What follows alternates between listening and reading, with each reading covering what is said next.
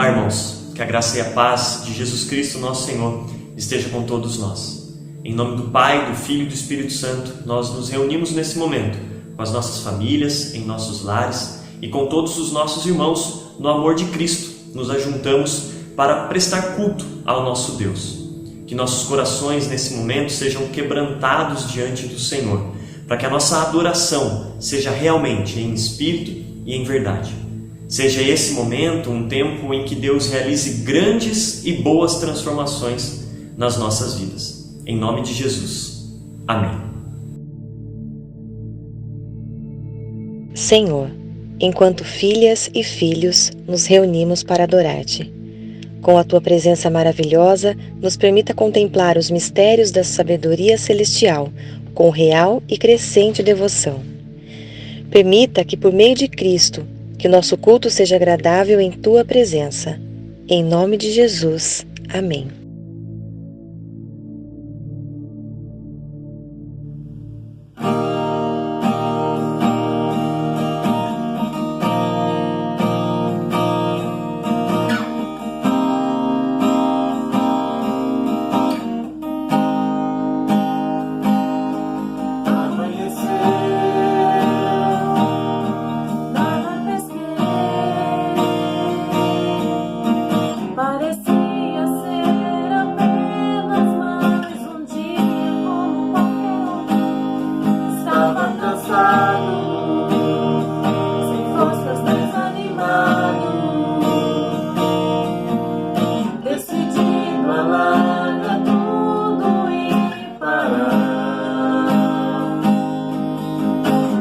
Deus conhece tua estrutura, sabe o que estás fazendo. Mesmo que seja difícil, não pare, Ele está vendo. Olhou todas tuas lágrimas e mandou a te falar. Pegue o que Ele te entregou e volte para o mar, que é o teu lugar, e mandou largar a rede.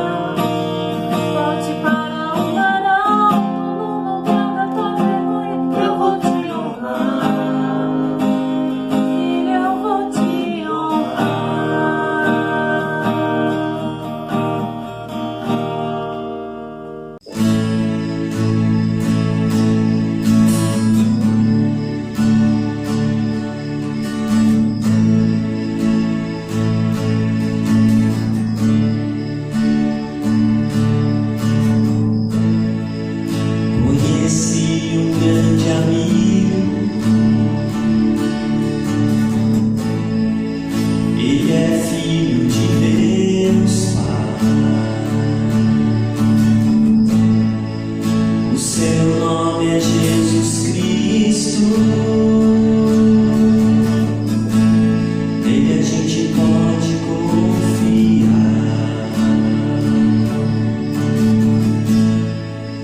Conheci o grande amigo, ele é filho de Deus Pai. O seu nome é Jesus Cristo, e nele a gente pode confiar. A gente pode confiar. Jesus,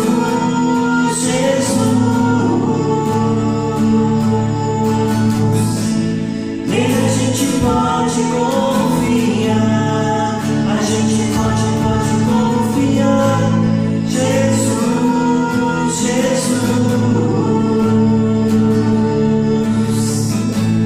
nele a gente pode confiar.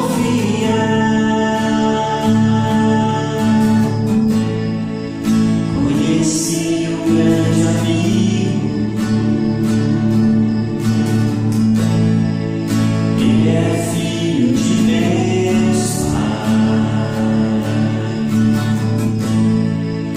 O seu nome é Jesus Cristo, e nele a gente pode confiar. A gente pode confiar. Jesus,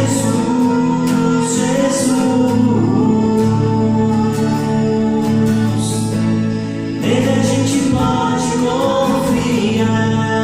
A gente pode confiar. Jesus,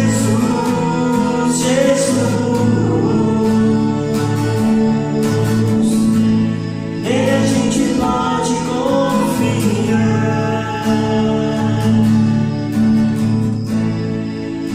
Conheci o grande amigo,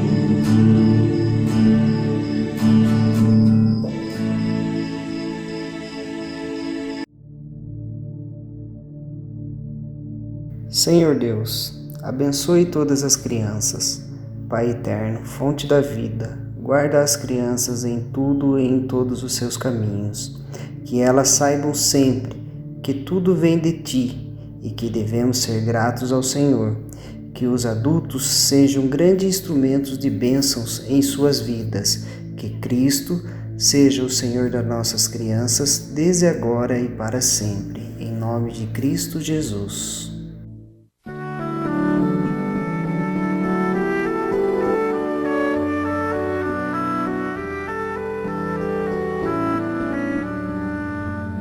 Que segurança sou de Jesus, por Ele agora vivo na luz, de Deus herdeiro a mim me tornou, pelo seu sangue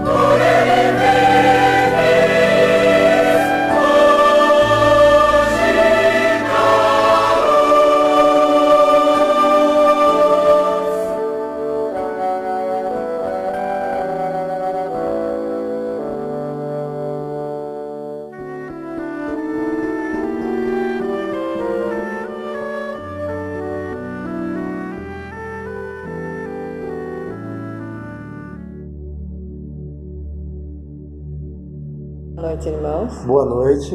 Hoje faremos a leitura de Lucas, capítulo 17, versículos 11 a 19.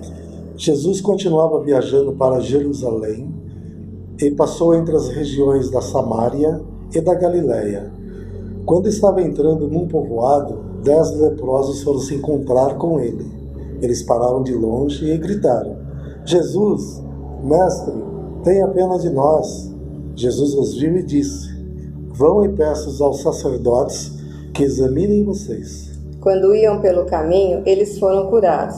E quando um deles, que era samaritano, viu que estava curado, voltou louvando a Deus em voz alta. Ajoelhou-se aos pés de Jesus e lhe agradeceu. Jesus disse: Os homens que foram curados eram 10. Onde estão os outros 9? Por que somente este estrangeiro voltou para louvar a Deus? E Jesus disse a ele: Levante-se e vá. Você está curado porque teve fé. Amém. Amém.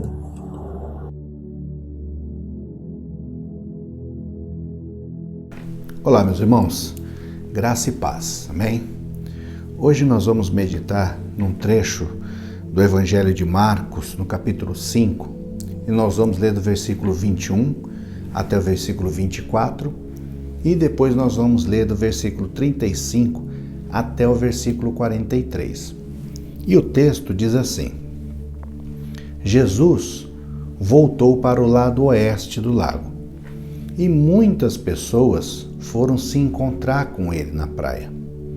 Um homem chamado Jairo, chefe da sinagoga, se jogou aos pés de Jesus e, pedindo com muita insistência: a minha filha está morrendo.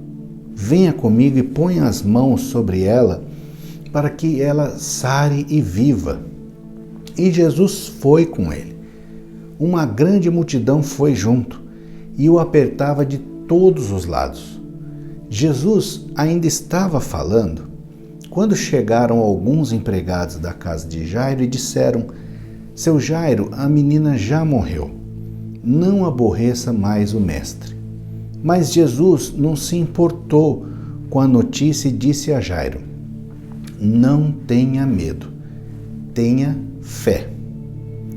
Jesus deixou que fossem com ele Pedro e os irmãos Tiago e João, e ninguém mais. Quando entraram na casa de Jairo, Jesus encontrou ali uma confusão geral, com todos chorando alto e gritando. Então Jesus disse: Por que tanto choro e tanta confusão? A menina não morreu, ela está dormindo. Então eles começaram a caçoar dele. Mas Jesus mandou que todos saíssem e, junto com os 3 discípulos e os pais da menina, entrou no quarto onde ela estava. Pegou-a pela mão e disse: Talita cumi.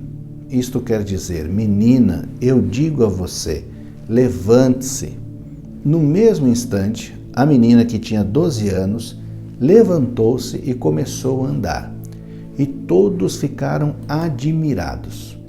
Então Jesus ordenou que de jeito nenhum espalhasse a notícia dessa cura e mandou que dessem comida à menina. Meus irmãos, Jesus vinha de um local em que ele libertou um homem dos seus demônios e ouviu do povo do lugar a solicitação para que ele fosse embora. Porque, além deles não precisarem dele, ele havia causado prejuízo financeiro para aquele povo, porque mandou os porcos se jogarem nas águas. Bom, no restante do capítulo, o que nós podemos ver é algo totalmente diferente.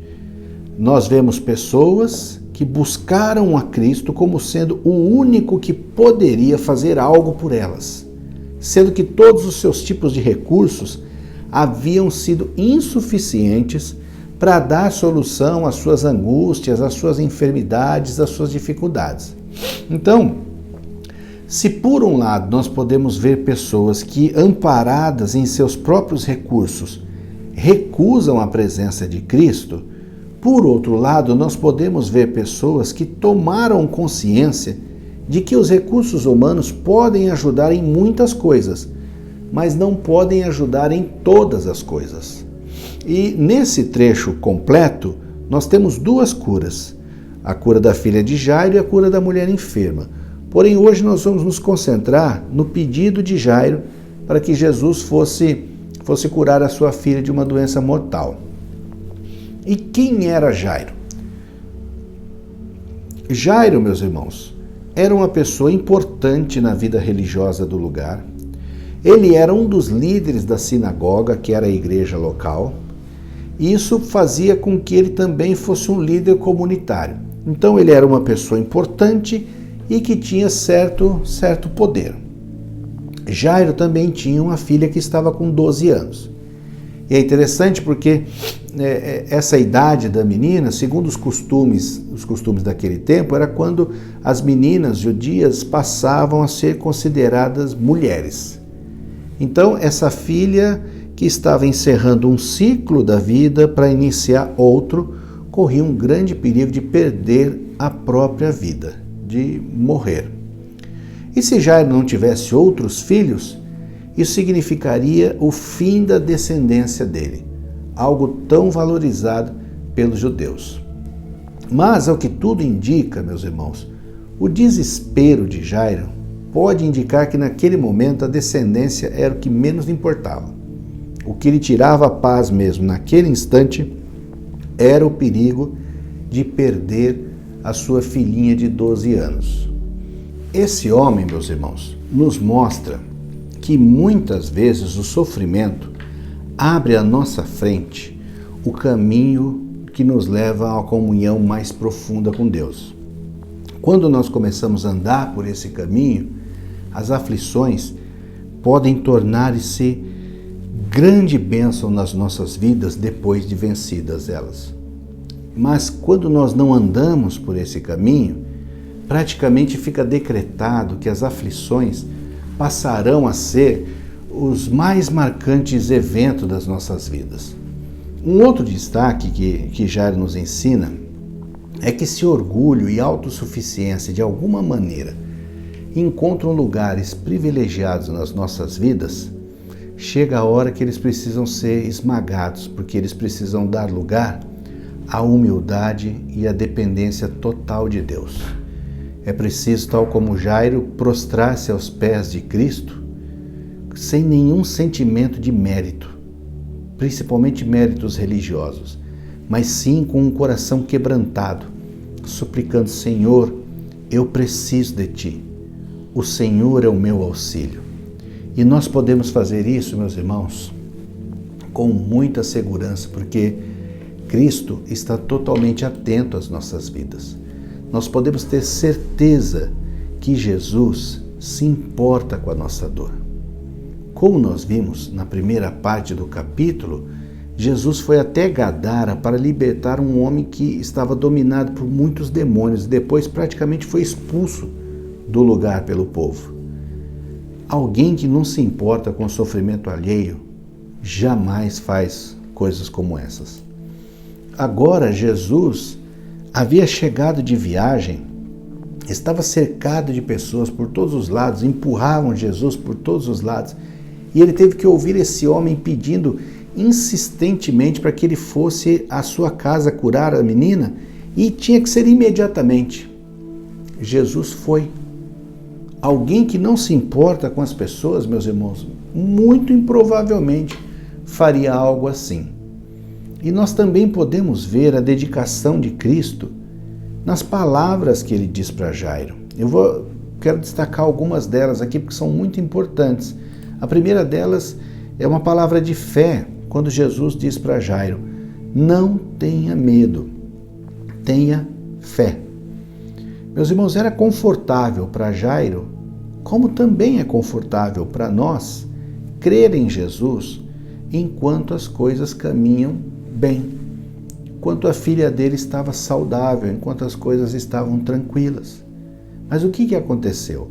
A saúde abandonou a vida daquela menina e quem bateu na porta foi a morte. E quando circunstâncias como essa, meus irmãos, acontecem nas nossas vidas, quando foge o controle de tudo nas nossas vidas, a tentação de desistir de continuar crendo é muito grande. Torna-se por vezes um gigante Golias nas nossas vidas.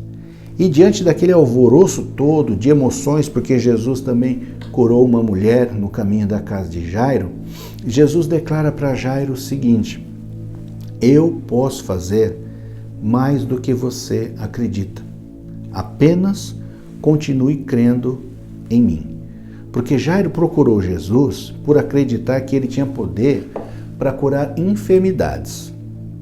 E agora Jesus estava chamando ele para viver a fé. Diante daquele alvoroço de emoções e coisas incríveis que estavam acontecendo, Jesus declara para Jairo: eu posso fazer mais do que você acredita. Apenas continue crendo em mim. Porque Jairo, a princípio, procurou Jesus porque ele acreditava que o Senhor tinha poder para curar enfermidades. Mas agora Jesus manda ele acreditar que ele podia fazer muito mais do que aquilo. Agora, meus irmãos, Jairo precisava acreditar mais do que no poder de Jesus. Ele precisava acreditar na palavra de Cristo, de que as coisas dariam certo. Quando Cristo fala, meus irmãos, não tenha medo, tenha fé, Ele também solicita de nós que mais do que acreditarmos naquilo que Ele pode fazer, que acreditemos nele, que acreditemos na palavra dele para as nossas vidas. Um autor muito famoso chamado Max Lucado, certa vez afirmou o seguinte: precisamos ser pacientes, mas não a ponto de perder o desejo. Devemos ser ansiosos, mas não ao ponto de não sabermos esperar. A nossa firmeza vem da fé em Cristo. Afinal de contas, nós vivemos pela fé, não pelo que vemos. Uma segunda fala de Jesus foi já dentro da casa de Jairo, é uma fala de esperança. Quando ele disse: a menina não morreu, ela está dormindo. Meus irmãos, a casa toda afirmava que a menina tinha morrido. Os amigos de Jairo tinham ido até ele para dizer que infelizmente não era possível fazer mais nada. E agora? Meus irmãos, Jesus convida para a esperança. A esperança é ter expectativa de que algo bom vai acontecer. Esperança e fé andam lado a lado, meus irmãos, porque quem tem esperança acredita que algo que não pode ver e nem tem prova material de que vai acontecer pode ser realizado. A única palavra que Jairo tinha de que aquela situação não terminaria da maneira como as pessoas estavam dizendo que já havia terminado era a palavra de Jesus. Meus irmãos, Deus é a esperança dos cristãos, Deus é a esperança do povo, Deus é a nossa esperança, Cristo é a nossa esperança. E quando o Senhor diz espere, a esperança deve saltar para frente na nossa vida com toda a força, dizendo: algo bom de Deus está por vir sobre a minha vida. Uma terceira fala de Jesus é a fala que demonstra poder, quando ele disse: menina, eu digo a você, levante-se. Nós já conversamos sobre o poder de Cristo quando nós refletimos na passagem que Jesus acalma uma grande tempestade, fazendo com que as pessoas se perguntassem: quem é esse que até os ventos o obedecem? No Evangelho de Marcos, mesmo no capítulo 4. As pessoas naquele momento estavam rindo, caçoando de Cristo. Parece que para elas Cristo era um lunático, um brincalhão, um alienado que não sabia das coisas. Bom, meus irmãos, alienado e lunático, Cristo não é. Que ele gosta da alegria das brincadeiras? Eu particularmente acredito que sim. Mas ser brincalhão com as nossas vidas, com as nossas dores, jamais. Essa possibilidade não existe. Às vezes as pessoas dizem: Deus deve estar brincando com a minha vida. Isso nunca será verdade. Porque o fato de Cristo ser o nosso Salvador prova que Deus leva as nossas vidas mais a sério que nós mesmos. E quando Cristo aceitou ir até a casa de Jairo, ele sabia o que ia fazer naquela casa. Ele sabia que ia derramar naquela casa tanto poder que as pessoas ficariam assustadas de ver. As pessoas ficariam ali num misto de alegria com espanto, levariam um tempo para se recuperarem da experiência. E é bonito, o salmista registra esse tipo de experiência de uma maneira muito bonita lá no Salmo 126, quando ele diz: quando o Senhor restaurou a sorte de Sião, nós ficamos como quem sonha. Então a nossa boca se encheu de riso e a nossa língua se encheu de júbilo.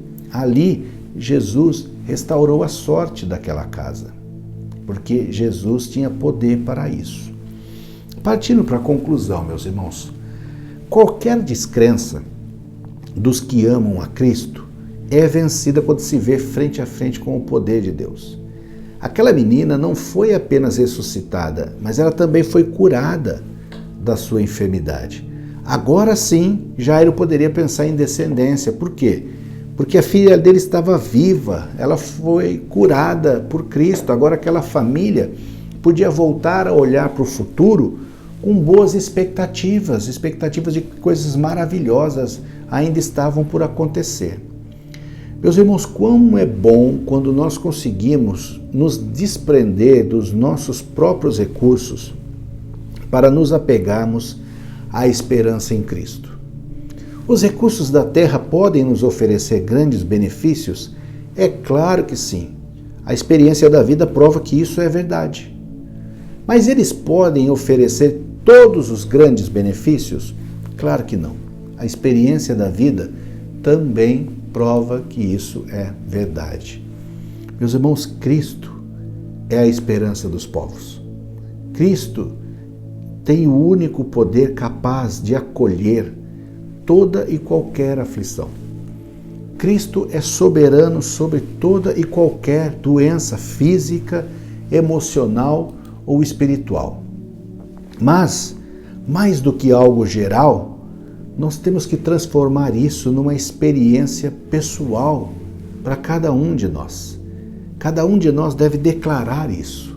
Cristo, Tu és a minha única esperança. Semelhante como fez Jeremias no seu livro das Lamentações, quando disse: o Senhor é bom para com aqueles cuja esperança está nele, para com aqueles que o buscam. É bom esperar tranquilo pela salvação do Senhor. Esperemos no nosso Deus, clamemos a Ele, coloquemos diante dEle, hoje, agora, na sua oração, na nossa oração, tudo aquilo que você quer que o Senhor cure na sua vida, na sua casa, na sua história, na vida daqueles a quem você ama. Porque o Senhor está atento, Ele nos chama para a fé, Ele nos dá a esperança e Ele manifesta o poder de maneira maravilhosa nas nossas vidas. Amém? Eu quero orar conosco. Santo Deus e Pai querido, em nome de Jesus Cristo, agradecemos a Ti pela Tua maravilhosa graça manifesta nas nossas vidas. Tem misericórdia de nós, ó Deus, fortalece a nossa fé e derrama sobre nós do Teu poder. Esse poder que cura, esse poder que sara todas as feridas, todas as enfermidades, sobre cada um de nós e sobre a vida daqueles a quem nós amamos e apresentamos diante de Ti nesse momento também, ó Deus. Abençoa-nos dessa maneira maravilhosa, Pai. É o nosso clamor em nome de Jesus, que nos ensinou a orar dizendo: Pai nosso que estais nos céus, santificado seja o Teu nome. Venha o Teu reino, seja feita a Tua vontade, assim na terra como nos céus. O pão nosso de cada dia nos dai hoje. Perdoa as nossas dívidas, assim como nós perdoamos os nossos devedores. E não nos deixes cair em tentação, mas livra-nos do mal, pois Teu é o reino, o poder e a glória para sempre. Amém. E que a graça do nosso Senhor e Salvador Jesus Cristo, o amor de Deus, o nosso Pai, a comunhão e as consolações do Espírito Santo, Sejam, irmãos, convosco, seus lares, familiares, hoje e sempre. Amém.